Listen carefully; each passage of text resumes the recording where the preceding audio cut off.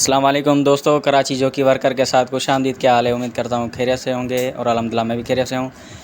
ये कुंडी है, कल मैंने शॉर्ट वीडियो बनाई थी कुंडी कैसे निकालने की। आज कुंडी फ़िटिंग की मैं जो है वीडियो ये बना रहा हूँ, शॉर्ट वीडियो है ये। मैं आपको शॉर्ट ही दिखाऊँगा, मुख्तसर दिखाऊँगा। ये देखें, ये कुंडी मैंने कल बताया था कि कैसे निकालना है और आज मैं इसको लगाना आपको बता रहा हूँ। ये देखिए, बिल्कुल प्यार से इसको लगाना है, कोई इसमें ज़बरदस्ती वाला काम नहीं है। ये देखें, ये बिल्कुल इजी है। यहाँ से ऊपर से नट टाइट करना है। आप देख रहे हैं मैं कौन सा नट टाइट कर रहा हूँ। गोले का एक नट होता है, वो टाइट करना होता है।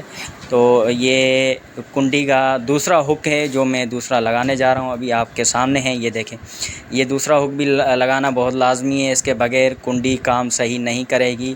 ये लगाने के बाद आप इसको हल्का सा जो है ठोक सकते हैं किसी हथौड़ी के या किसी प्लास के मदद से। और